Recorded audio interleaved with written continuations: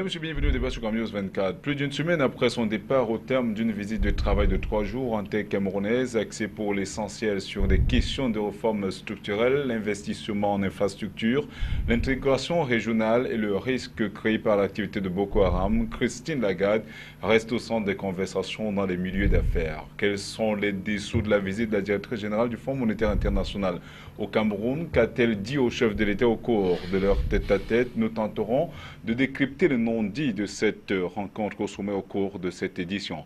Nous en parlerons. Nous parlerons également de notre sujet, bien sûr, qui a cristallisé les attentions cette semaine à la faveur des préparatifs du cinquantenaire de la fête de la jeunesse au Cameroun. Pour garantir, a-t-on appris, le succès de cet événement, le ministère de la Jeunesse et de l'Éducation civique a cru bon d'institutionnaliser un pagne de célébration qui servira d'élément d'ornement du défilé. Une innovation qui a fait grincer les dents au sein du corps social. Un pagne pour la fête de la jeunesse, pourquoi faire? C'est la principale question qui va meubler la deuxième partie du débat. Et pour sortir, nous reviendrons sur l'affaire qui oppose la Ligue camerounaise des consommateurs à l'Agence de régulation des télécommunications et les opérateurs de téléphonie mobile qui font dans la 4G. Ces trois structures ont été convoquées au tribunal de première instance de Yaoundé le 28 janvier 2016 pour publicité mensongère, escroquerie et complicité sur l'inexistence de la 4G. Pour parler de tous ces sujets, j'ai le plaisir de recevoir sur ce plateau du débat Claudel Campoé. Vous êtes enseignant, bonjour déjà et bienvenue sur le plateau du débat. Bonjour Thierry Nopé, je profite aussi de l'occasion pour souhaiter un meilleur vœu aux téléspectateurs de Cam News 24. Effectivement, je voulais dire, je voulais vous relancer en vous souhaitant une bonne et heureuse année pour 2016 parce que nous restons dans la continuité de ces vœux de civilité. Tout à fait. Vous savez, c'est toujours un plaisir pour moi de me retrouver sur votre plateau, dans ce beau studio de Cam News 24. Merci. Vous êtes enseignant de communication, je voulais également le souligner tout à l'heure. C'est bien exact. Bien exact, c'est exactement cela. Alors, dans le cadre justement de la communication, on sait que le porte-parole du gouvernement, Issa Tiroma Bakari, a opéré une sortie en fin de semaine où il revenait justement sur le bilan des exactions perpétrées par Boko Haram, mais également sur tous les rapports qui ont été rendus publics ces derniers jours, incriminant l'armée camerounaise autour de cette lutte contre l'insécurité. Qu'avez-vous retenu de cette communication justement? Bien évidemment, déjà au-delà du bilan qui est lourd, parce que parler de 1098 civils tués, 67 militaires que nous avons perdus et bien d'autres, 3 policiers, c'est un bilan qui est lourd. Mais en filigrane, on voit la victoire du Cameroun militairement parlant face à Boko Haram qui était maintenant obligé de passer par les moyens que je vais appeler une guerre non conventionnelle. Les moyens asymétriques. En utilisant les kamikazes, vous voyez. Et il a fait ce bilan, c'est normal de le faire. Et aussi, j'ai retenu le fait qu'il ait fustigé les ONG qui s'insurgent contre ce que les ONG ont appelé les dérives aux droits de l'homme.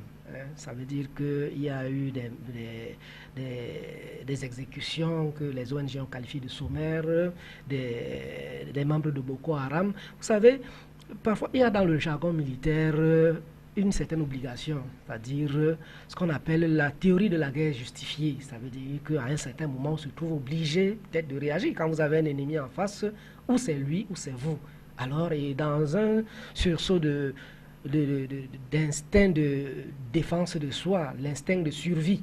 Vous savez que si c'est pas vous, c'est lui, et vous êtes parfois obligé de passer par ces actes, parfois même des exécutions sommaires, parce qu'on ne sait pas le danger que vous encourez encore à la voir là à côté de vous. Donc, quelque part aussi, j'ai lu en filigrane ce fait qu'il ait fustigé les ONG, ce fait qu'on a l'impression que ces ONG sont un peu partisans. Ça veut dire que ne vont pas aussi du côté, ne vont pas donner les leçons de l'autre côté. C'est-à-dire du côté de Boko Haram qui, manifestement, ne respectent pas les droits de l'homme quelque part, parce que leur manière à eux de fonctionner, c'est véritablement pas de manière conventionnelle.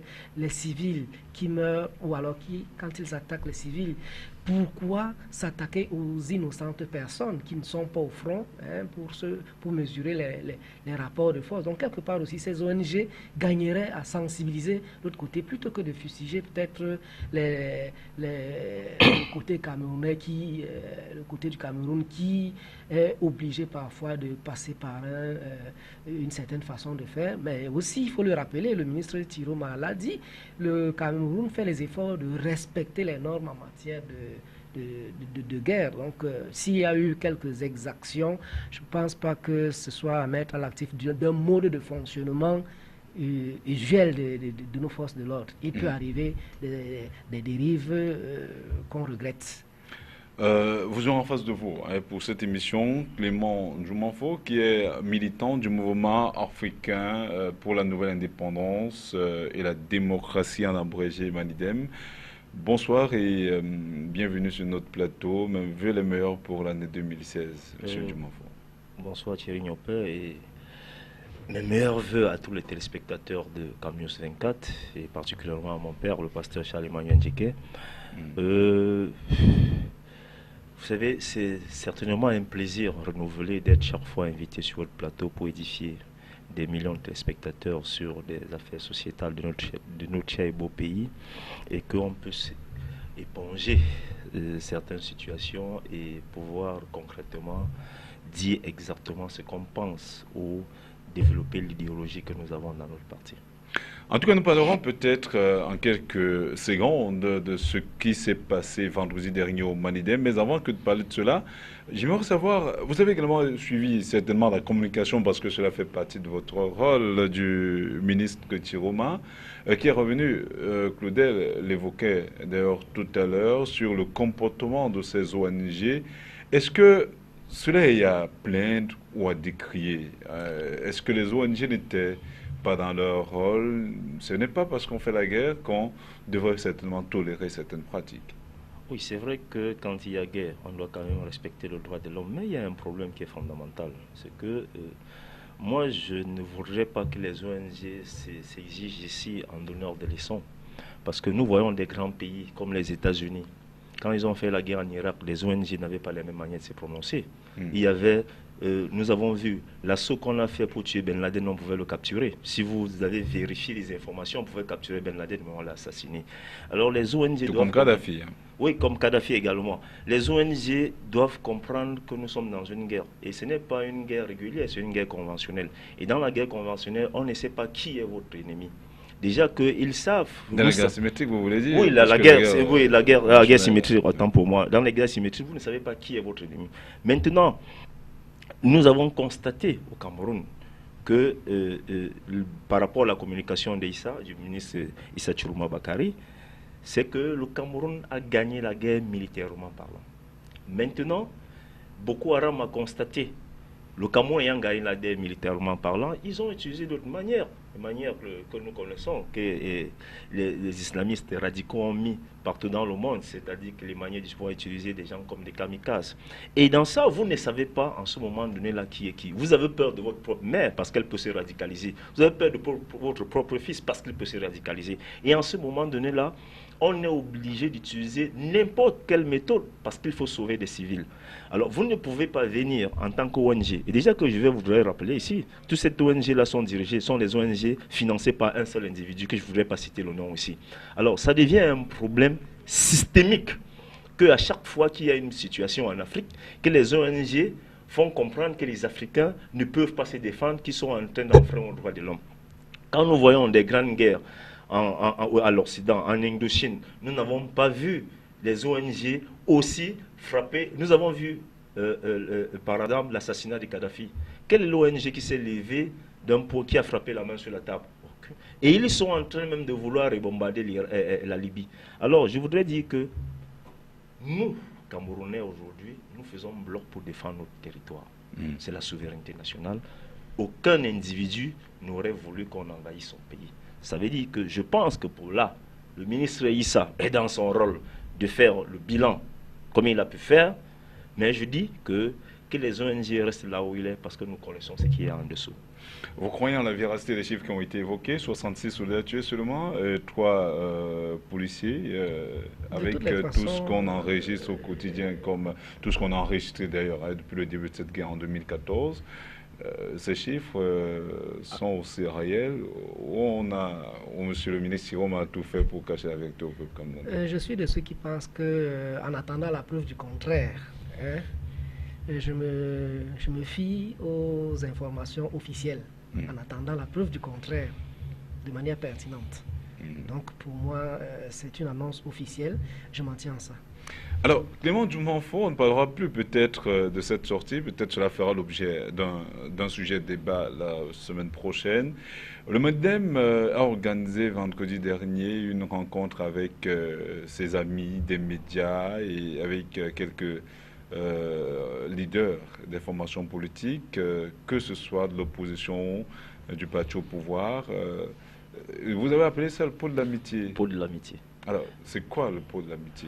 Oui, le pot de l'amitié, c'est le bilan que nous faisons régulièrement pour l'année qui s'est écoulée et les perspectives pour l'année qui commence.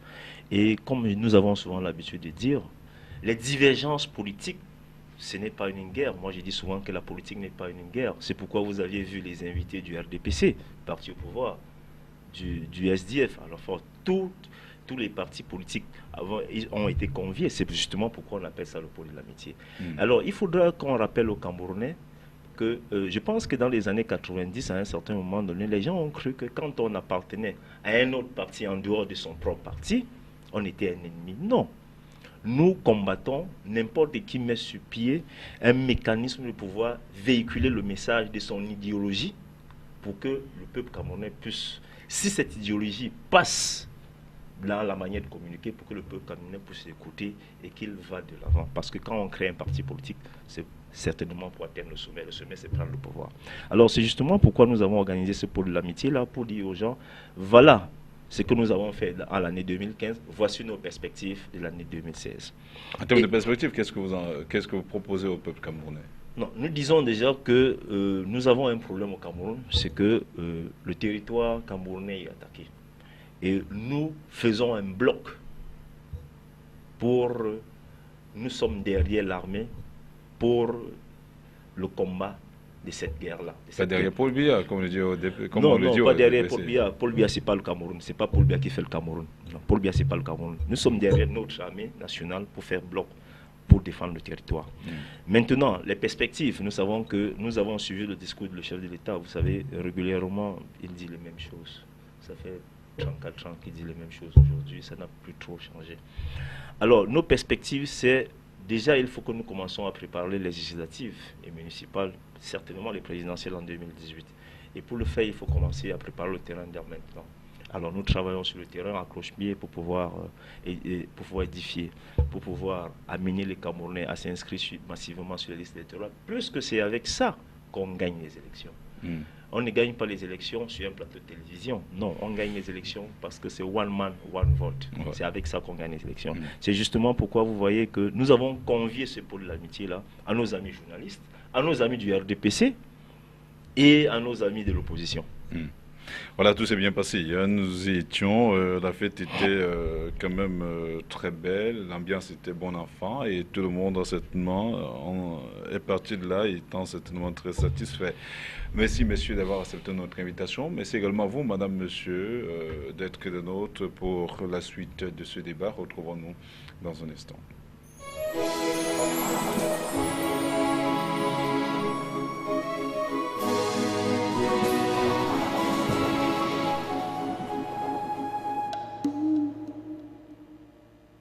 Je vous le disais à l'entame de cette émission, Madame Christine Lagarde était au Cameroun pour une visite de 3 jours, axée pour l'essentiel sur des questions de réforme structurelle, l'investissement en infrastructure, l'intégration régionale et le risque créé par l'activité de Boko Haram. On en a d'ailleurs parlé il y a quelques minutes avec les panélistes.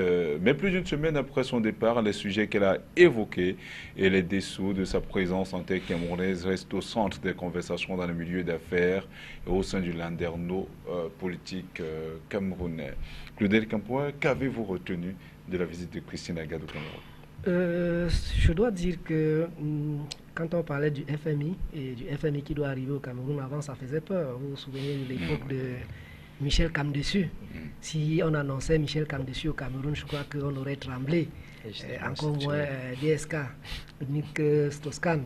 Mais Christine Lagarde, elle arrive, on voit un tempérament qui est différent de celui des années 88, quand le Cameroun disait qu'on n'ira pas au FMI et qu'on soit obligé quelques années après, quelques temps après d'y aller. En réalité, ce n'est pas le Cameroun qui a dit qu'on ira pour le FMI, c'est le président Biya qui avait souligné avec emphase qu'on ira pour le FMI.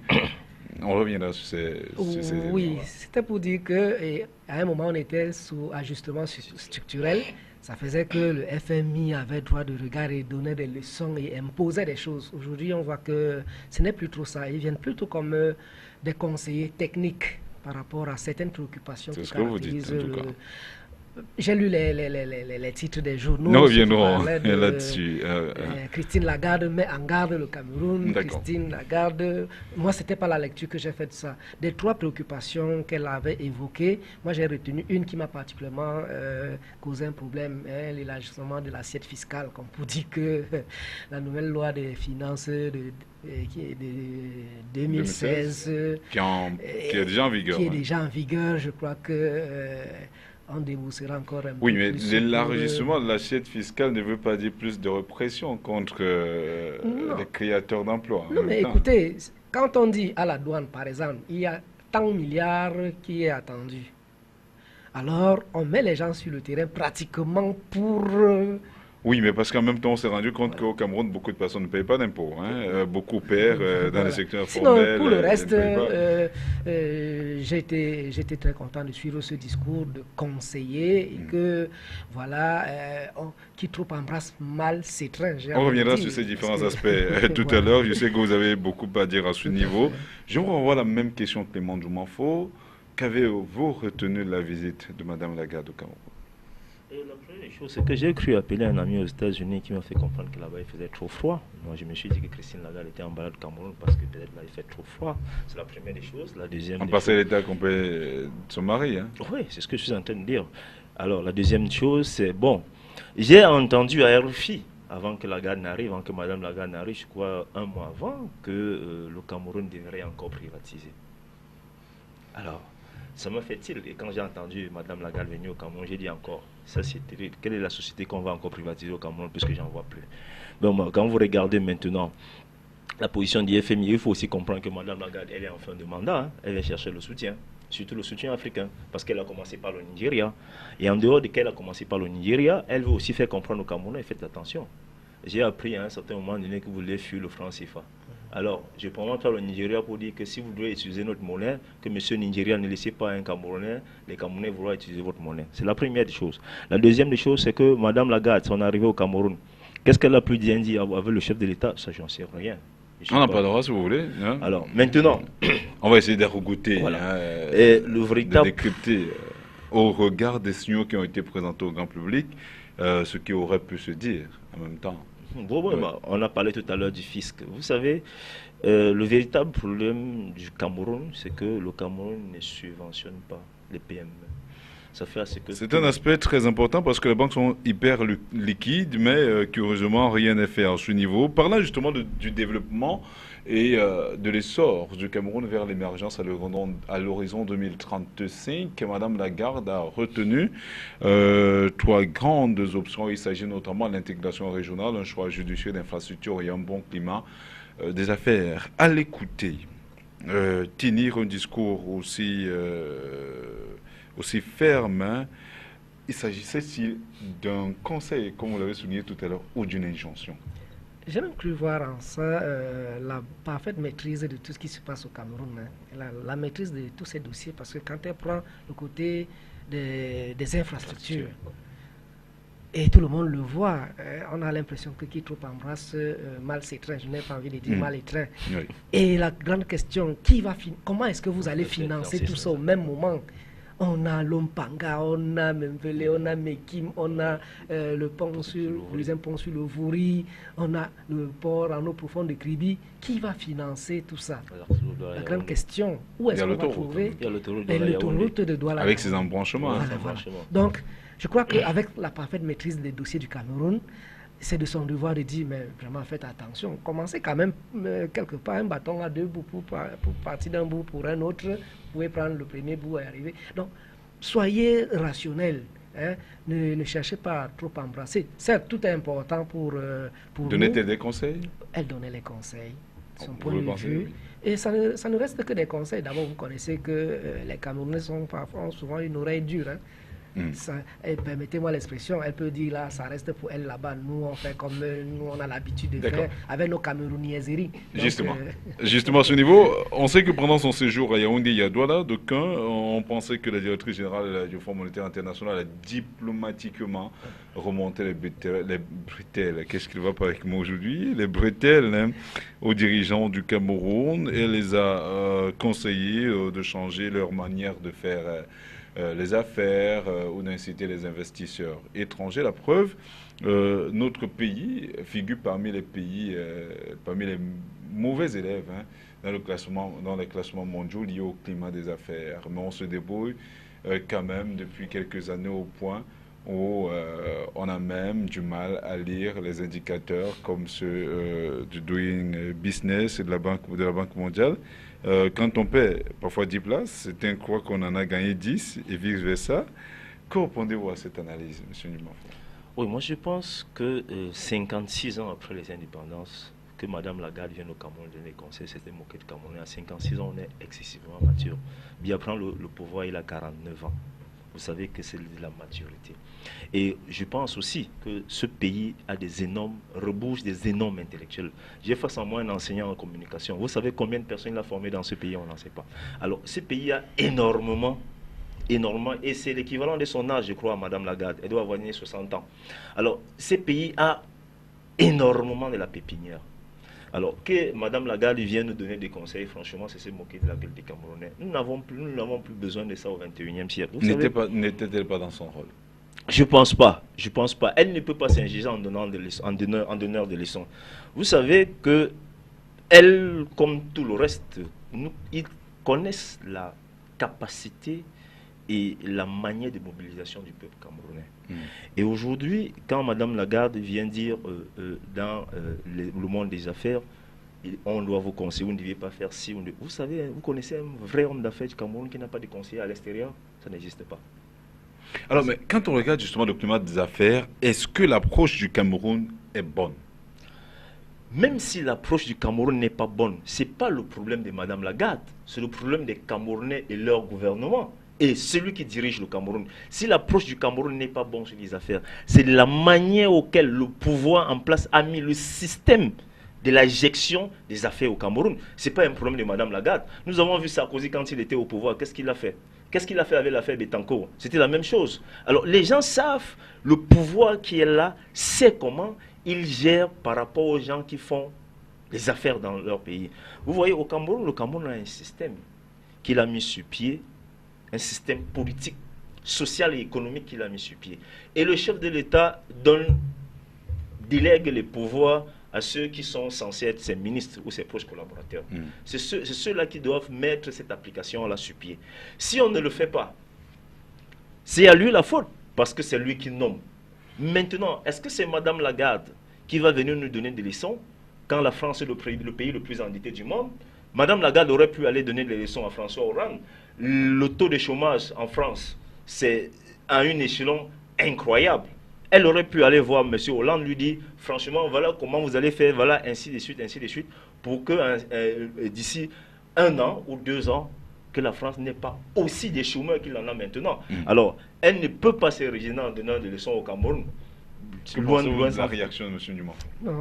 Partager son point de vue. Il est pertinent dans son analyse, mais je voudrais aussi dire qu'il a bien fait de planter le décor en disant qu'il y a les dessous de la visite de Mme Lagarde au Cameroun, c'est-à-dire elle est en fin de mandat et on ne peut pas venir, on doit utiliser un prétexte. Et le prétexte que je dis, c'est son point de vue. C'est son point de vue. Je ne pense pas que c'était des leçons à donner parce que je crois que nous, les Camerounais, nous nous connaissons, nous nous faisons confiance, nous savons que nous avons les experts en telle ou telle chose. Il y a de la ressource humaine qualifiée au Cameroun, mais ça ne peut pas empêcher à quelqu'un d'avoir un point de vue sur sa question. Bon, mais attends, j'ironisais tout à l'heure en disant que c'est pour que... elle là-bas. Oui. Nous, on sait comment on va faire. Mais en tant que gendarme des institutions de Bretton Woods, patron du FMI, elle est suffisamment bien placée pour comprendre, pour lire l'environnement des affaires. Est-ce qu'on a causé un tort au FMI jusqu'à présent? N'oublions pas que le Cameroun emprunte quand même au FMI. Des 198 pays qui font partie du FMI, est-ce que le Cameroun a causé un tort au point où le FMI se trouve obligé de venir remonter les bretelles, comme vous l'avez dit? Et ne perdez pas de vue que Mme Christine Lagarde, c'est une Française. Ce sont des gens qui savent bien manier leur langue, hein, donc de manière diplomatique et polie. Il y a une certaine opinion qui pense qu'elle est pro-Sarkozy et qu'elle serait venue au Cameroun pour chercher des fonds en vue de la campagne de Nicolas Sarkozy pour la prochaine élection présidentielle. Ce n'est qu'un point de vue que je relaie ici. On sait également que Christine Lagarde a été annoncée. Elle devait se rendre au Gabon, mais elle a préféré le Cameroun. Pourquoi selon vous? Ben, vous-même, vous voyez la position qu'occupe le Cameroun en Afrique centrale. Est-ce que, quelque part, j'ai envie de poser la question, est-ce qu'il y a un match entre le Gabon et... s'il faut voir au niveau même de l'économie de la sous-région, Madame Lagarde l'a même reconnu, le Cameroun a fait d'énormes progrès et on nous encourage à aller de l'avant. Regardez, le Cameroun, c'est la mamelle nourricière de toute l'Afrique centrale. Tous les grands projets qui sont en train d'être implémentés au Cameroun, c'est pour nourrir la sous-région. Regardez le port en eau profonde de Kribi. C'est ce port qui va alimenter toute la sous-région. Du moins, c'est que c'est une affaire de grands enjeux. Entre les enjeux que la France a avec le Cameroun, je ne pense pas que les mêmes enjeux peuvent être de la même hauteur au Gabon. Donc, s'il y avait un choix opéré, je ne pense pas qu'on aurait préféré le Gabon au Cameroun, même si c'était pas Madame Lagarde. Alors, restons un peu sur ce volet-là. On sait sur le volet des conseils, tel que vous le soulignez, ou sur le volet des injonctions, comme le pensent certains. Quelle suite pourra-t-on donner au propos de Madame Lagarde qui avait semblé dire de manière triviale que c'est un peu trop bête de tout embrasser, il faut aller d'un bout à l'autre de manière schématique? Vous pensez que ces conseils pourraient être pris en compte? Parce que Claudel Campo l'a souligné tout à l'heure. Au Cameroun, on a comme l'impression qu'on embrasse beaucoup, et comme on le sait si bien, avec un embrasse au mal étreint. Donc c'est peut-être le lieu pour nous de reconsidérer un certain nombre de choses, dans le point de vue où les conseils de Mme Lagarde ne sont pas aussi superflus que ça. Vous pensez que quand on avance et qu'on constate qu'on est en train de faire du surplace, on ne se rend pas compte? Je dis que le système que la France a mis sur pied, le système néocolonial, qu'ils arrêtent ça. Le Cameroun est un pays qui engorge beaucoup de potentialités. Nous avons énormément de moyens dans ce pays.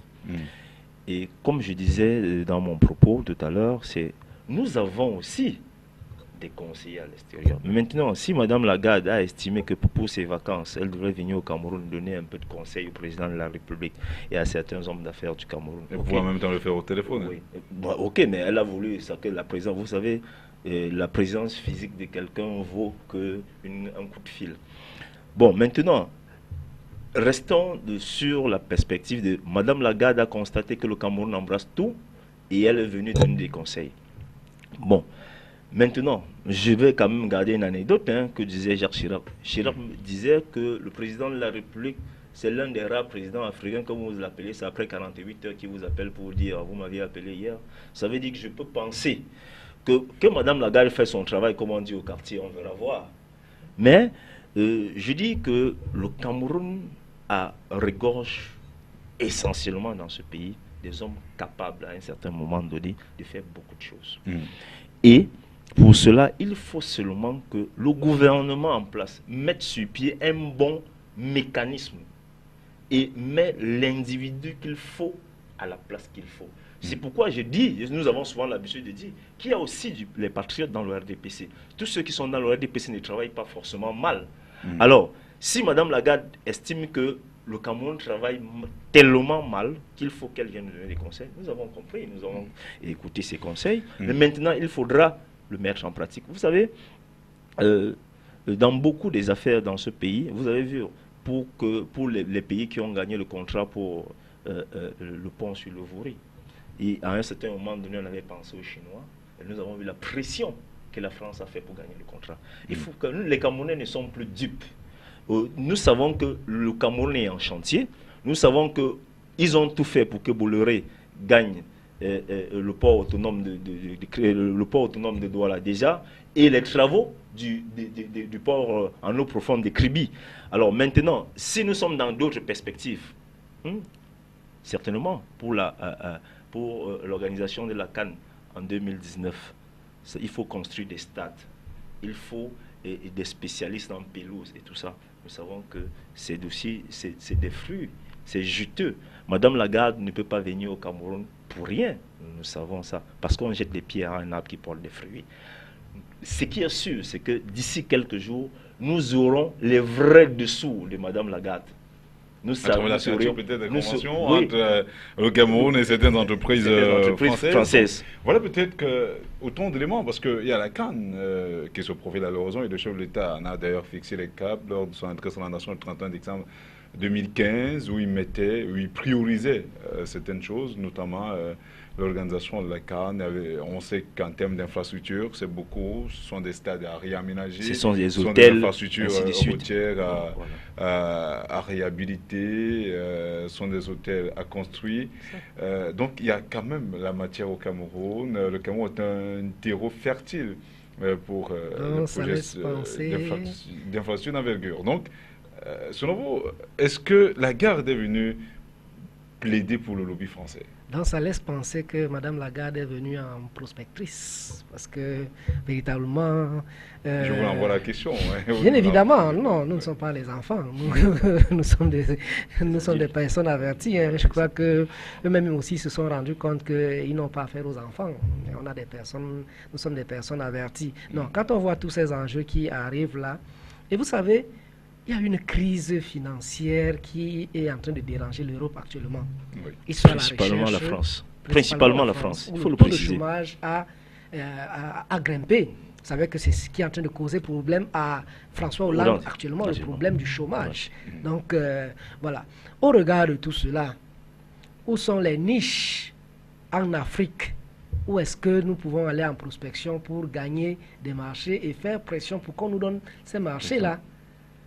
Vous parlez de la CAN 2019, il y a même 2016 qui est déjà là. Nous parlions de la CAN féminine 2016 qui aura lieu dans quelques 10 mois. Voilà. Puis il y a 2019. Voilà. Il y a énormément de choses que on doit faire et les marchés à gagner.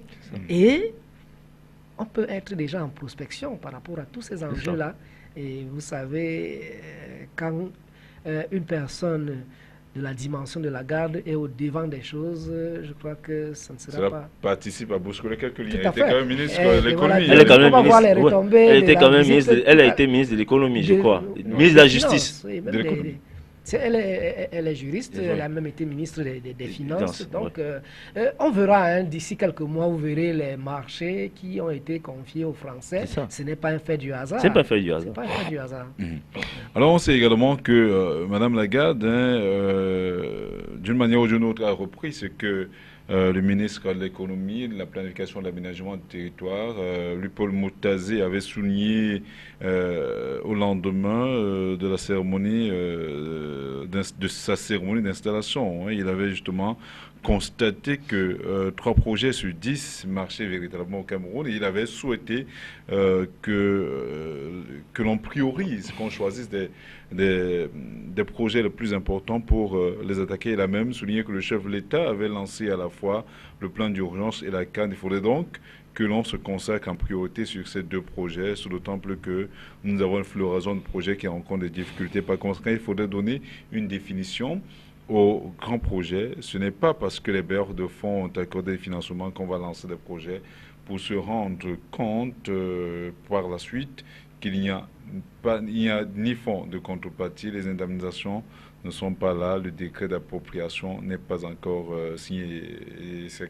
Cela veut dire quand même qu'on avait déjà compris peut-être ce que la garde est venue nous dire. Donc c'était véritablement, peut-être pour poser Clément Jumon, un vrai voyage de plaisance. Oui, c'est un voyage de plaisance. C'est pourquoi je disais que... On l'avait déjà compris. Oui, nous l'avons compris. Parce que c'est pourquoi je vous ai dit que ce pays regorge des grands intelligents, des grands intellectuels. Il n'y a rien que Mme Lagarde peut franchement nous apporter. Mais comme on a souvent besoin du plus petit que soi, nous prenons quand même, nous écoutons ce qu'elle nous dit. En même temps, peut-être que c'était... mais vous savez aussi que la droite... le côté visible de l'immense iceberg qui cache cette recherche de marché, comme vous le soulignez. Oui, vous savez aussi que la droite est dans la perspective de prendre le pouvoir en 2017. Oui. Et tout le monde sait le rôle qu'a joué Mme Lagarde dans la droite française. Tout le monde sait comment elle a fait pour être au FMI. Et tout le monde sait un peu comment Sarkozy est en difficulté dans son parti aujourd'hui. Il est en train de vouloir instaurer un système là, à la Staline. Alors, la droite a besoin du financement. Est-ce que Mme Lagarde, elle n'est pas venue proposer les hommes d'affaires de droite au président de la République du Cameroun pour que, d'ici 2018, que Sarkozy puisse se positionner sur le plan de pouvoir gagner les élections présidentielles en 2017? Alors, c'est dans cette perspective-là que j'ai vu l'arrivée de Mme Lagarde. Parce que vous avez souligné tout à l'heure ce que Paul Motazé a dit. Ça veut dire qu'il avait compris que nous avons embrassé beaucoup de travaux, mais il faut spécifier et mettre sur pied un mécanisme de pouvoir éponger d'abord les travaux qui sont les plus urgents, et les autres, on verra la suite. Nous avons la CAN 2019. Alors, ça veut dire que l'objectif du Cameroun en ce moment, c'est les infrastructures, c'est des stades, c'est des hôtels. Nous avons les travaux sur les ouvertures de l'Arcelo Douala Yaoundé. C'est ce qu'il faut faire, c'est les perspectives-là qu'il faut mettre sur pied maintenant. Est-ce que quand Mme Lagarde arrive, c'est qu'elle dit, les Camerounais n'ont pas perçu ça? Oui, ils ont perçu ça. Mais comme nous sommes africains, nous faisons souvent nos réunions autour de l'arbre à palabre. Nous avons compris que Mme Lagarde, bienvenue au Cameroun, sauf que ce que vous dites là, nous le savons déjà. Est-ce qu'il aurait pu être question du franc CFA au cours de cette rencontre, quand on sait justement que le président Idriss Déby, parmi les chefs d'État de la CEMAC, est quand même l'une des têtes pensantes les plus écoutées, sinon la plus écoutée. Et on sait justement qu'il a marqué sa ferme opposition au franc CFA. Est-ce que Lagarde n'est pas venue peut-être pour ramener le Cameroun à la raison, si jamais le Cameroun s'écartait un temps soit peu? C'est génial, Thierry, vous faites bien de le rappeler. Parce que vous savez que depuis un certain temps, les Camerounais ont engagé, même pas seulement les Camerounais, les Africains ont engagé un débat autour de la monnaie locale. Ça fait peur, parce que figurez-vous que le Cameroun se retire de la zone franc CFA pour adopter une monnaie nationale. Je crois que ça ferait mal aux Français. Alors, donc, il est question de quoi? Il est question de nous montrer plutôt l'avantage qu'il y a à rester dans le franc CFA et les dangers que nous encourons en se retirant de là. C'est beaucoup plus les dangers qu'on va nous présenter, ne sachant pas que, le mal a dit, nous avons des intelligents et c'est un débat national qui est ouvert et il voudrait que les choses penchent en leur faveur. Et vous savez aussi, depuis un certain temps, le Cameroun voulait beaucoup plus déjà s'ouvrir à d'autres pays. Vous vous souvenez de la phrase du chef de l'État qui disait que le Cameroun est la chasse gardée, ça fait trembler les gens. Et puis ils se sont remis au travail pour prospecter, pour dire, ben, attention, n'oubliez pas que nous sommes quand même vos ancêtres les Gaulois. Donc voilà, sachez qu'on a toujours été ensemble, nous restons des bons amis. Ne nous faites pas ça. Pour preuve, vous voyez maintenant. On a déjà revu l'implication de la France dans le combat contre Boko Haram. Donc le débat sur le franc CFA fait un peu mal. Il est question de dire, voilà, ne faites pas ça, ne faites pas ça. Vous l'avez souligné il y a quelques instants. Lagarde était peut-être en mission commando. Je vous ai dit, c'est justement pourquoi elle a commencé par le Nigeria. Parce qu'il y a un problème que disent certains économistes. C'est vrai que je ne suis pas un économiste averti, mais vous savez qu'en sciences politiques, on apprend un peu de tout. Il y a certains économistes qui vous font comprendre que la monnaie Nigeria n'est pas concurrente. C'est-à-dire que le Nigeria vend ses choses à l'extérieur à partir du dollar. Mais je vais vous dire que pour booster l'économie d'un pays, il faut sa propre monnaie. Et je ne comprends pas comment un pays comme le Cameroun ne peut pas avoir aujourd'hui sa propre monnaie. Vous voyez, le Soudan du Sud, ils ont fait presque 30 ans du maquis. Après, ils sont sortis du maquis, ils ont leur monnaie. Alors, quand Mme Lagarde arrive au Cameroun, c'est d'abord ça. Nous sommes... nous utilisons le franc CFA, ça fait plus de 70 ans. Parce que c'est la 71e année. Il faut qu'à un certain moment donné, que nous prenions conscience d'un fait. Et Mme Lagarde s'est rendue compte que l'intelligence africaine a compris le jeu de la France. Et ils ont pris le devant. Vous savez qu'il y a une arme très forte, c'est la communication. Quand on commence à communiquer, ça devient dangereux. Et justement, par rapport à ça, elle vient dire au président de la République, Monsieur le président de la République, faites attention. Moi, je comprends que depuis un certain moment donné, dans des chaînes de télévision camerounaises et étrangères, voisins, nous ne voulons plus le CFA. Et vous voyez, Déby a eu un courage de fou, hein, de dire que franchement, il est temps que les pays de la zone CEMAC, de la zone franc, ont leur propre monnaie. C'est un courage de fou que Déby a eu. Oui, en fait, il rattrape juste un combat qui a été mené naguère par le feu Mohamed Kadhafi. Oui, exactement. Mais juste... Qui était suffisamment bien lancé dans cette dynamique avec l'ancien directeur général du Fonds monétaire international, Dominique Strauss-Kahn. Vous deviez comprendre donc que tout leader africain qui est dans la construction de l'émergence de l'Afrique, fût-il dictateur ou pas, l'Occident ne doit pas le vouloir. Parce que quand vous êtes dans la construction de l'Afrique, vous êtes en train de chasser les Occidentaux sur leur terre, là où ils viennent se nourrir. Et en tout état de cause, ils ne pourront pas vous laisser. Et nous constatons que depuis que nous utilisons le franc CFA, disons, prenons ça comme ça, hein, vous savez, en 1980, on disait que le Cameroun était en voie de développement. Aujourd'hui, on vous dit que les Camerounais vivent avec moins d'$1. Le Cameroun a-t-il avancé dans le plan structurel, sociétal? Non. Alors, nous, les intelligences camerounaises s'élèvent pour dire nous constatons que nous n'avons pas avancé. C'est vrai qu'il y a une mauvaise gouvernance, mais aussi pour élever l'économie d'un pays, il faut que nous ayons notre monnaie. Pourquoi? Parce que nous payons au trésor français. Oui. Et quand nous payons au trésor français, nous louons une monnaie. Ça veut dire que la France, non seulement, elle vient exploiter nos terres, elle vient gagner les marchés chez nous, mais nous leur louons encore l'argent pour utiliser. C'est quand même grave au 21e siècle. Surtout que nous avons des gens dans ce pays qui ont été formés en France. Ils savent ce que c'est que la politique française. Ils ont été formés dans les autres pays, dans les autres grandes nations du monde, comme les États-Unis. Alors, quand on s'élève pour dire ça, la France comprend que, vous savez, l'esclavage est fini parce qu'un matin, l'esclave a dit à son maître, je ne veux plus être battu. Le maître a soulevé le bâton, il a arrêté. Il a essayé de secouer, il a constaté que le gars était devenu fort. Il dit, mais ce n'est pas possible. À cette allure-ci, il faudra qu'on essaie de moderniser l'esclavage. Et vous constatez avec moi qu'aujourd'hui, les Africains ont compris le système néocolonial. Ils sont en train de se détacher de ce système néocolonial au fur et à mesure. Avant, aucun Africain n'avait l'audace de se mettre sur un plateau de télévision, dit nous disons non à la France, nous disons non aux produits français, nous disons non, nous disons non, nous disons. Mais aujourd'hui, nous avons le courage de le dire oui fort. Et la France commence à comprendre que l'Afrique est en train de se révéler. Merci Clément Nyuanfo.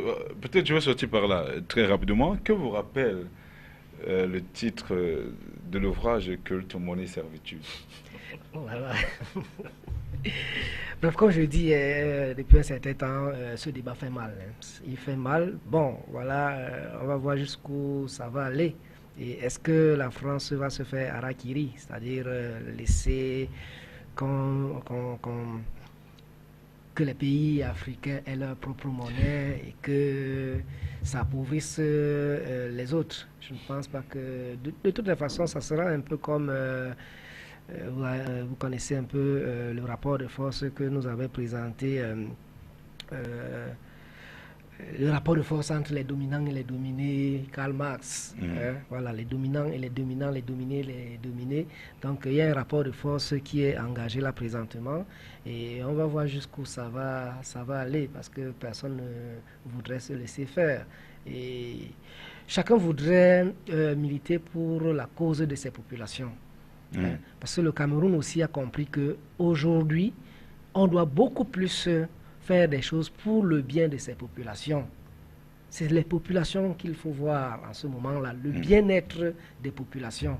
On doit lutter pour cela. Alors, le bien-être des populations, ça doit passer par quoi? Il faudrait que les gouvernements, les gouvernants s'activent pour le bien-être de ces populations. Alors, si on est dans une voie, on est dans quelque chose qui cause préjudice, qui cause un tort à sa population, je crois qu'il faut chercher à changer de voie et chercher la voie plutôt qui sera salutaire pour ces populations. En tout cas, on espère quand même que la question de la monnaie ou du franc CFA pourra faire une fois de plus l'objet. Il y a tellement de thématiques quand on discute qui défilent en même temps. On se rappelle justement que le problème de la monnaie ne date pas d'aujourd'hui. Il y a un éminent économiste camerounais, paix à son âme, qui est décédé le 27 décembre 1984, Joseph Tchoundjian Pouemi, qui est né le 13 novembre 1937 à Bangou, qui a fait les meilleures études d'ailleurs en France. Il est revenu justement au Cameroun à enseigner dans plusieurs universités camerounaises. Il est décédé, comme je le disais, en 1984. Et c'est lui qui avait écrit justement le puissant ouvrage Monnaie, servitude et liberté, répression monétaire de l'Afrique. En tout cas, on aura le temps d'en parler. C'est pour vous dire quand même que le problème du franc CFA préoccupe beaucoup les Africains, notamment les Camerounais. Et on espère que la garde n'est pas venue au Cameroun pour remonter quelque peu les bretelles aux autorités camerounaises. Avec votre permission, nous allons parler très rapidement de la fête de la jeunesse. C'est un sujet qui a cristallisé les attentions tout au long de cette semaine à la faveur des préparatifs du cinquantenaire justement de cette fête au Cameroun. Nous avons tous appris que pour garantir le succès de cet événement, le ministère de l'Éducation, de la Jeunesse et de l'Éducation civique, je veux dire, a cru bon d'institutionnaliser un pagne de célébration qui servira d'élément d'ornement du défilé. D'après les responsables de ce ministère, le pagne de la jeunesse va s'inscrire de façon progressive auprès des utilisateurs, en l'occurrence des élèves et les mouvements de jeunesse. Il permettra aux jeunes de témoigner leur attachement républicain et leur fierté pour ces 50 ans de la fête de la jeunesse. Chaque structure s'organisera pour que le maximum d'enfants s'approprient le DIPAI, une innovation qui a malheureusement fait grincer les dents au sein du corps social. Clément Dioumafo, comment avez-vous accueilli cette nouvelle? Vous savez, c'est quand même triste quand on parle de la jeunesse. Si mes souvenirs sont exacts, je crois que l'un des premiers discours prononcés par le tout premier président camerounais, Amadou Ahidjo, le 11 février 1966, il nous faisait comprendre dans son discours que la jeunesse était le fer de relance de la nation. Et nous constatons aujourd'hui que 50 ans après, jour pour jour, fondamentalement parlant, la jeunesse est le contraire du discours que nous avons entendu. Ça veut dire que quelle perspective pour les jeunes au Cameroun aujourd'hui? Rien. Quel héritage pour les jeunes? Rien. Sinon qu'ils se battent comme ils peuvent. Alors, c'est quand même ironisé qu'un ministre estime que pour le cinquantenaire de la jeunesse au Cameroun, il faut qu'il mette sur pied un pagne pour cet anniversaire-là. Il devait faire rétrospective. En fait, c'est un pagne qui va, dit-on, témoigner de l'attachement républicain, la fierté de la jeunesse camerounaise. Oui, mais il fallait qu'il fasse un sondage, quand même, pour comprendre. Est-ce que les jeunes sont fiers? Est-ce que les jeunes vivent bien? Et quel est le taux du chômage au Cameroun? Nous savons relativement que dans notre pays, la majorité des citoyens de notre pays sont des jeunes. Alors, quel est l'avenir que le système en place donne aux jeunes, garantit aux jeunes? Je pense que rien. Pourquoi je dis rien? Parce qu'il faut qu'on essaie de déboucher pour que les téléspectateurs comprennent. Je reviens sur cet aspect, si vous le permettez, juste après cette réaction de Claudel Campouet. Vous êtes enseignant de communication, donc la communication occupe un grand rôle dans l'édification de toute société, notamment dans le changement des comportements. Quand on regarde ce qui se passe actuellement autour de la fête de la jeunesse, a-t-on le sentiment que les gouvernants ont compris l'enjeu du troisième millénaire, justement? On a l'impression qu'ils sont en déphasage avec ceux pour qui ils sont là. On a cette impression-là. Comment?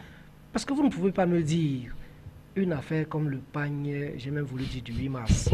Je ne sais pas comment je vais l'appeler. Parce que pour ce qui concerne la jeunesse, qu'on vient de coller l'étiquette cinquantenaire, ça peut concerner tout le monde. Il fallait quelque chose qui caractérise ou alors qui singularise la jeunesse dans l'appellation de ce pagne-là. Une histoire comme celle-là, figurez-vous, on a pris l'avis de qui? Des principaux concernés. S'il faut faire un sondage, les principaux concernés n'en veulent pas. Ils ne savent même pas de quoi il s'agit. Ils ne savent même pas de quoi il est question. Et même, c'est malvenu. C'était pas le moment, bien que ce soit les 50 ans qu'on veut célébrer. On pouvait fêter un cinquantenaire dans un stade de football où on appelle les jeunes, on les réunit dans un stade de football, on dit pour célébrer le cinquantenaire, allez, voilà les emplois qui sont ouverts. Voilà les emplois, c'est ce qui intéresse les jeunes, les emplois. Voilà désormais. Nous avons décidé que nous allons créer des emplois, des formations pour des jeunes, ainsi de suite. Pas le pagne. Pas le pagne. Grâce. Pas le pagne. Vous êtes enseignant, vous n'en porterez pas? J'ai pas l'habitude des choses qui ressemblent un peu au folklore et qui profitent à certaines personnes et non aux véritables concernés. C'est-à-dire les cibles, les élèves, les étudiants et même les enseignants. Ça leur profite à quoi? Cette parade avec un pagne, alors que les gens sont en train de faire du business. Je vais vous dire même quelque chose. Est-ce que vous savez qu'il y a une vaste prospection dans les établissements maintenant par une société qui fabrique ces pagnes-là pour que les établissements l'aient, alors qu'on est en train de dire que c'est facultatif? On ne comprend même pas comment ça va se passer. C'est facultatif. Ça veut dire qu'il y aura des carrés où il y aura les gens en pagne, d'autres sans pagne. Je voulais poser cette question à Clément Jumanfo. C'était précipité. Comment se présentera le défilé? Le pagne n'est pas obligatoire, il faut le rappeler. Cela ne fera-t-il pas de désordre? Y aura-t-il, comme a voulu le souligner Claudel, je reviens à vous Claudel, y aura-t-il un pagne?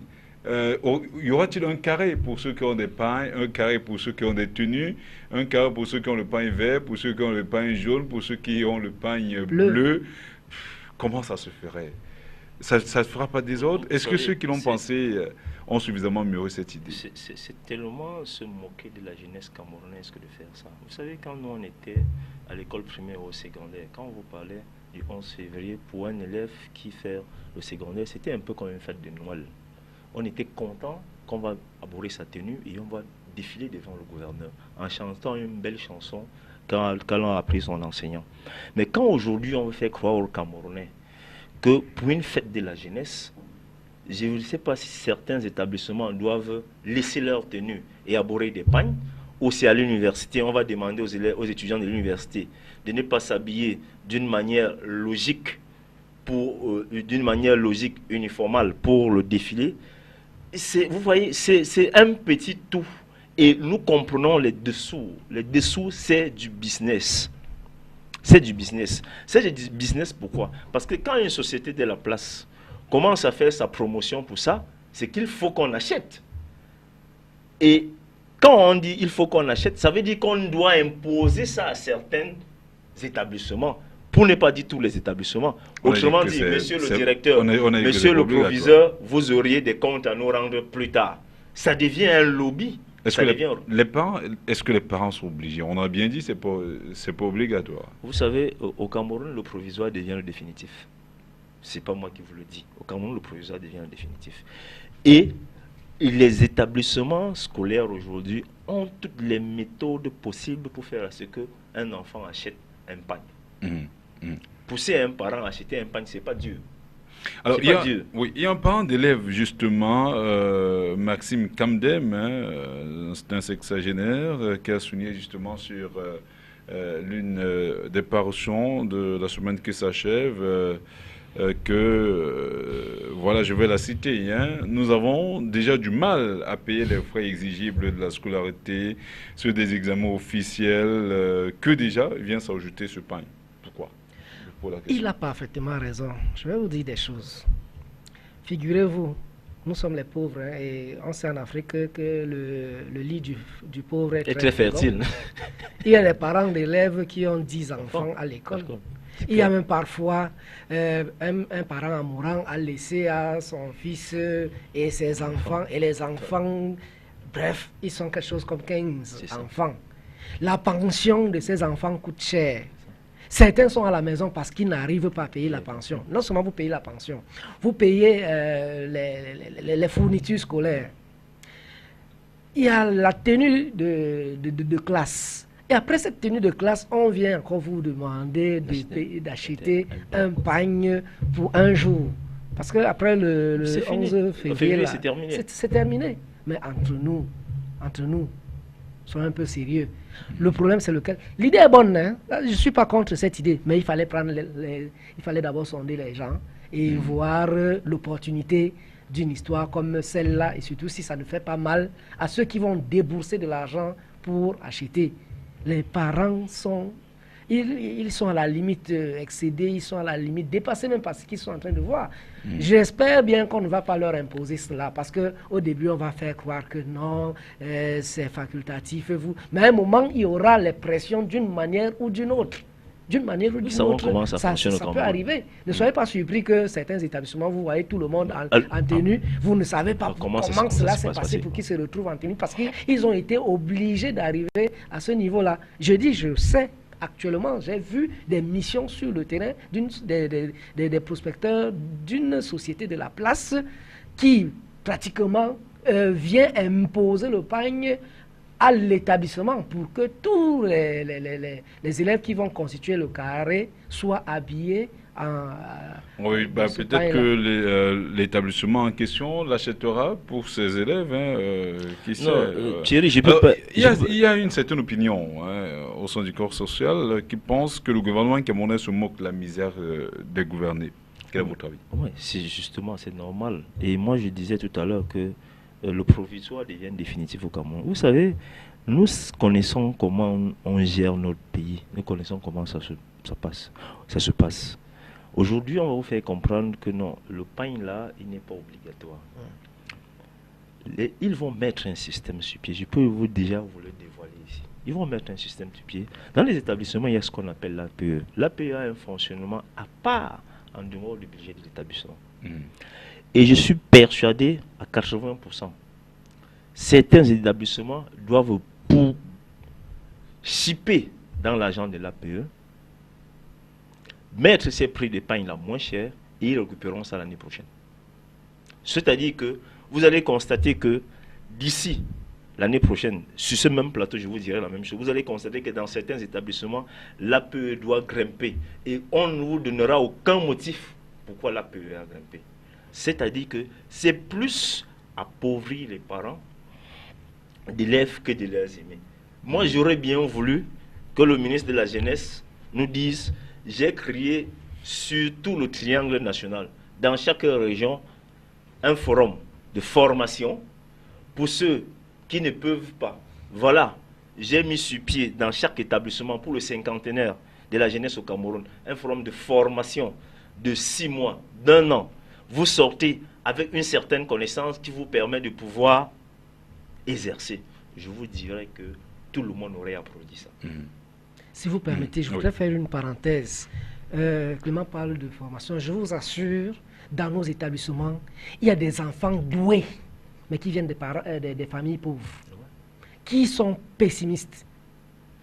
À côté de... Parce qu'on a envie de dire qu'aujourd'hui, les enfants, l'école aujourd'hui, je vous dis, à côté de ces enfants qui sont des aventuriers, permettez-moi l'expression, il y a des enfants doués. Au point où je me pose souvent la question, oh là là, si j'avais une entreprise j'aurai de la ressource humaine qualifiée parce que nous voyons ces enfants-là au four au moulin, performants, qui peuvent apporter quelque chose de positif dans ce pays, mais ils ne sont pas regardés, ils ne sont pas écoutés. Je voulais juste faire cette parenthèse pour dire que les séminaires de formation, peut-être même que on peut laisser mais dire aux gens que il y a tel nombre d'emplois que nous avons créés à l'occasion du cinquantenaire. S'ils veulent que les gens postulent, peut-on croire que on le peut avoir gouvernement des est en candidats manque valables. Peut-on croire que le gouvernement est en manque d'innovation? Ce n'est pas trop un manque d'innovation. Au contraire, l'innovation pour préserver les intérêts, ils sont très champions. C'est-à-dire, là où il y a intérêt, la logique disparaît. C'est-à-dire, travailler pour le bien-être des autres, c'est-à-dire, c'est travailler pour se servir et non travailler pour servir. D'accord. C'est Malheureusement, il nous reste pratiquement 8 minutes à passer ensemble. Donc, nous allons aller au pas de course. On sait que la Ligue camerounaise des consommateurs vient de traîner au tribunal l'agence de régulation des télécommunications et les opérateurs de téléphonie mobile qui font dans la 4G. Ces trois structures ont été convoquées au tribunal de première instance de Yaoundé le 28 janvier 2016 pour complicité, pour publicité mensongère, escroquerie et complicité sur l'inexistence de la 4G. Cette audience, selon la Ligue camerounaise des consommateurs, est la suite elle fait suite au mauvais traitement infligé au quotidien aux abonnés de ces deux opérateurs, dont le point culminant est la publicité. Le point culminant est la publicité mensongère relative au lancement de la 4G le mercredi 16 décembre 2015. Cette escroquerie des abonnés avec cette escroquerie des abonnés qui s'en est suivie. Ce sont des propos-là de Delors Magellan Kamgem, qui est le président de la Ligue camerounaise des consommateurs. Votre réaction là-dessus? Est-ce qu'il a raison? Pour la 4G, pour moi, c'est comme de la sorcellerie. Dans le pays bantou, franchement, je ne comprends rien. Ça veut dire quoi d'abord 4G? De deux, ça technologie de 4e génération. Oui. Cela vous permettra de télécharger des applications à une vitesse incroyable, de naviguer sur Internet avec une connexion à très haut débit. Vous qui êtes journaliste, voilà, ce sont des éléments. Vous qui êtes journaliste depuis une décennie, vous pouvez accepter votre enfant de faire cet abonnement-là? Déjà, moi-même, je ne suis pas abonné, donc. Vous comprenez que on tourne tellement les Camerounais en bourrique. Parce qu'en réalité, on n'a pas encore compris ce que c'est que la 3G. Voilà. Déjà, on tourne les Camerounais tellement en bourrique pour des choses qui n'ont pas de sens. Le Camerounais ne sait même pas ce que c'est que là. Ou c'est 1G, ou c'est 2G. Maintenant, on nous parle de la 3G. Aujourd'hui, on est à la 4G. Franchement, et une 4G qui n'existe presque pas. C'est-à-dire que on a tellement pris les Camerounais pour des cons, on a tellement pris ce peuple pour des cons, qu'on veut lui faire avaler des pilules qui n'ont même pratiquement pas de sens. Comme gang, je suis au moins d'accord pour ça, au moins pour une fois, pour ce combat-là, qu'ils nous fassent comme que ceux qui nous ont dit que la 4G existe, qu'ils nous parlent de l'existence, qu'ils nous parlent de l'existence de la 4G. Nous voulons qu'elle soit palpable. Nous voulons qu'elle soit palpable. Nous ne sommes pas. C'est un peu comme si c'était exécrable. C'est-à-dire que nous sommes en bas, c'est 4G là en haut. Nous devons voir quoi. Regardez le haut, c'est quand même difficile pour les Camerounais qui souffrent, qui n'ont pas de quoi manger. On vient encore leur ajouter la 4G. Claudette Campoy, vous qui faites dans la communication justement, vous êtes au fait de cette actualité-là, je crois, de manière très affirmée. Qu'est-ce qu'on peut retenir de tout ce qui se passe autour, de tout ce qui se passe? Est-ce qu'il y a véritablement la 4G? Est-ce que la 3G même a été suffisamment comprise par les Camerounais? Est-ce qu'on peut parler de tromperie sur la marchandise? Que se passe-t-il? Bon, avant de répondre à votre question, et je ne suis pas ici, je suis pas ici l'avocat défenseur des opérateurs qui annoncent ou bien qui disent que la 4G est déjà opérationnelle. On ne fait pas un procès d'intention. Voilà, et je voudrais commencer par l'action de Delors Magellan Kamgen, comme ce que j'admire depuis un certain temps. Vous savez qu'avec quand le projet de loi de 2000... C'est l'augmentation du coût du riz. Vous connaissez ce qu'il a fait pour qu'aujourd'hui, qu'on nous dise que provisoirement, on ne va pas augmenter le prix du riz. Donc on peut dire, attendez, peut-être que 4 mois après... C'est un combat qui paye. Voilà, il faut qu'il continue. Alors, est-ce que le régulateur L'agence de régulation des télécommunications. Oui, c'est lui le régulateur des sociétés de téléphonie mobile. Les estés en justice ne veut pas dire qu'on a déjà gain de cause, parce que chacun va faire valoir ses arguments juridiques. Oui. Et tout le monde a des conseillers juridiques. Bon, maintenant, parlant des services qu'on annonce, parce que parfois je trouve même la contradiction entre les mêmes acteurs d'une même société. J'ai écouté un directeur marketing qui a dit qu'elle était effective, et j'ai vu son directeur général le soir dire que c'est pour bientôt, on n'a même pas encore, c'est pour bientôt. Or, leur affiche indique quoi? Leur affiche dit c'est là. C'est déjà là. Elle là. C'est ça. Il y a un problème de sémantique. Entre elle là et sera bientôt là. Il y a un problème de sémantique. Peut-être le problème ne se trouve-t-il pas au niveau des Camerounais. Apparemment, on dit qu'il faut aller se réabonner, avoir une nouvelle puce. Oui, on vous dit la 4G, il faut même avoir un téléphone configuré 4G. Bref, c'est très compliqué. Un autre ami parlait Pourquoi de on n'a pas fait comme la 3G? Il fallait faire très simple. Très simple, c'est quoi? C'est que le régulateur lui-même a décrié la situation. C'est-à-dire, il y a M. Beko Nomengan, le directeur technique de l'ART, qui dit on n'a même pas encore fini l'évaluation de la 3G, 11 mois après qu'on nous annonce la 4G. C'est pas possible. Bon, c'est vrai qu'ils disent, une société de téléphonie mobile est en train de dire que nous faisons souvent les démos, les démonstrations, et que c'est disponible à Yaoundé, à Douala, je crois aussi à Bafoussam. Curieusement aussi à Douala, on dit, moi qui suis à côté de Lokpom, là, on dit que non, vous ne pouvez pas bénéficier de ce service parce que vous êtes à Lokpom. Hein. Et encore que c'est un service élitiste, ça il faut le dire. Hein. C'est un service élitiste. Donc, on ne dit pas, ils n'ont pas tout dit dans la communication pour que le consommateur soit fixé sur le choix d'aller ou de ne pas aller. Et c'est là où j'ai envie de dire qu'il y a tromperie sur la marchandise. Prenez la loi 2006-018 du 29 décembre 2006 régissant la publicité au Cameroun. Vous prenez l'article 23 qui parle de la véracité. Une publicité ne doit pas être mensongère parce que nous devons avoir, quand on construit les éléments de l'élaboration du message, il y a deux éléments qu'on appelle dans la copie stratégie. Il y a un qui s'appelle la promesse. Donc, ce qu'on promet au consommateur pour satisfaire un besoin. Et il y a maintenant une justification de la promesse. Et c'est la justification de la promesse qui crédibilise la publicité. Il justifie ça avec quoi? Et c'est pour ça que certaines structures, je prends le cas de la France, vous connaissez depuis le 29 août 1935, l'OCA qui existe en France, l'Office de contrôle des annonces. Donc, une annonce, avant qu'elle ne soit diffusée, voyez, elle passe au crible de l'examen de cette structure-là avant de diffuser. Cette structure qui est devenue le 20 août 1953 BVP, Bureau de vérification de la publicité. Qu'est-ce qu'on vérifie là-bas? La véracité des faits que vous annoncez. Donc quelqu'un ne peut pas se lever un matin, il avance n'importe quelle allégation et qu'on vous fasse gober ça. C'est la RPP qui joue ce rôle. Permettez s'il vous plaît. Oui. Au Cameroun, on a une structure qu'on appelle le Conseil national de la publicité. Vous connaissez le décret 2008-440 du 18 décembre 2008 qui porte organisation et fonctionnement du Conseil national de la publicité, qui est chargé de veiller à la déontologie professionnelle. Alors, quand il y a certains manquements, le Conseil national de la publicité peut se saisir du dossier et demander qu'on sanctionne. Et pourquoi donc, avec tout ce qui se passe, le régulateur, je veux dire le Conseil national de la publicité, est muet sur la question? Moi, ça me pose un problème. Et entre-temps, tout est en train de continuer comme si de rien n'était. Les gens se perdent en conjecture. Finalement, on ne sait même plus à quel sens se vouer. Vous allez devant cette société de téléphonie mobile, vous voyez les gens alignés, vous leur posez même la question, vous voulez quoi? Ils disent seulement 4G. On veut 4G. Ça va vous servir?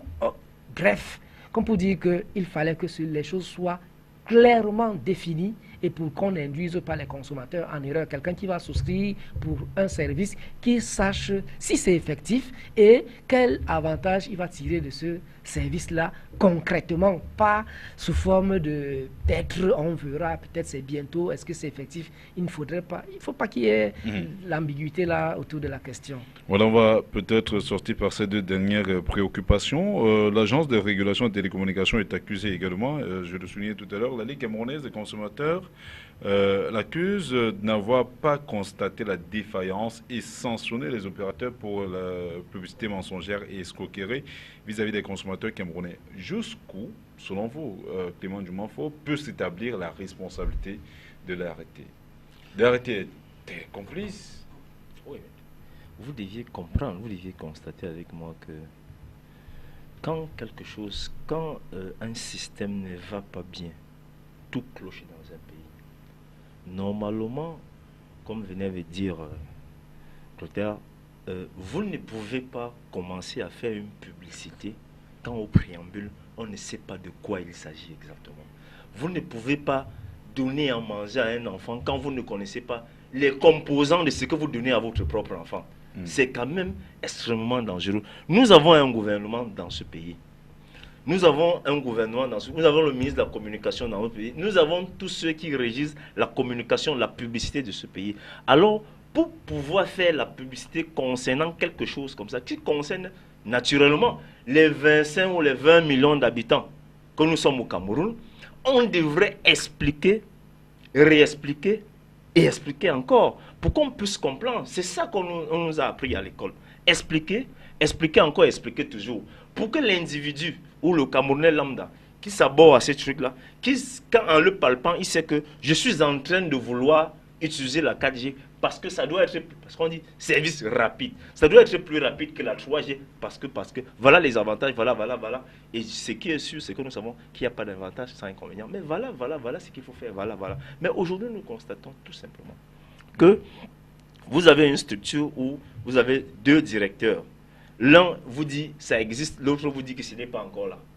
Et ils font partie de la même structure. Nous ne sommes pas dans la même enceinte.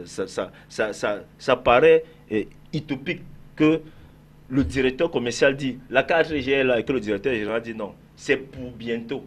Et on est en train de faire la publicité pour faire croire aux gens que c'est déjà là, alors que ça n'existe presque pas. Je pense qu'il est temps que le ministre de la Justice, comme c'est au tribunal, le ministre de la Justice, pour des choses comme ça, devait frapper la main sur la table pour dire non.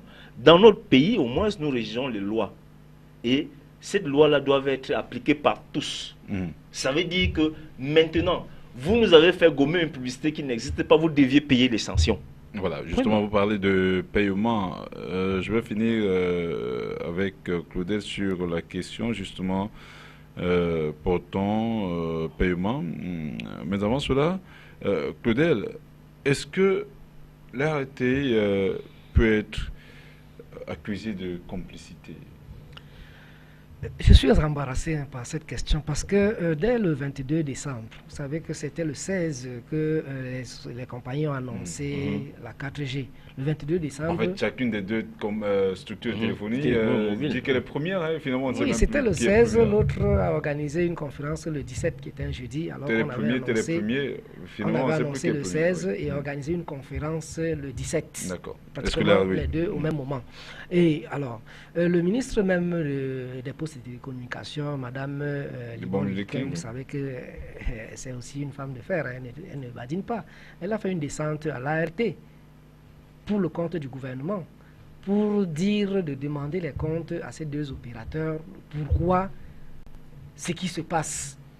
S'il est vrai que l'ART avait déjà délivré, c'est-à-dire une licence pour la 4G à ces opérateurs, mais ça ne leur donne pas le droit de déjà dire que c'est effectif. C'est ça le problème. Mais l'ART, en parlant de complicité, a peut-être semblé se dédouaner en tapant également sur les doigts de ces derniers.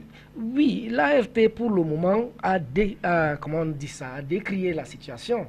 A décrié, vous avez vu, on vous a dit, le directeur technique lui-même est monté au créneau, a fait des déclarations dans Cameroun Tribune. Donc, pour dire que l'ART elle-même était indignée.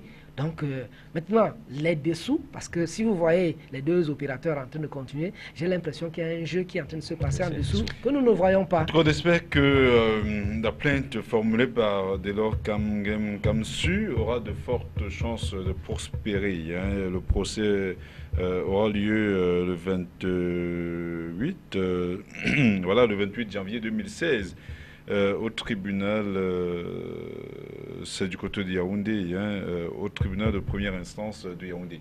Merci monsieur, merci Claudel d'avoir accepté notre invitation, d'avoir été une fois de plus ravi de partager avec vous sur des sujets d'actualité, notamment sur la 4G, sur cette nouvelle technologie que vous semblez mieux maîtriser. Je vous en prie, merci.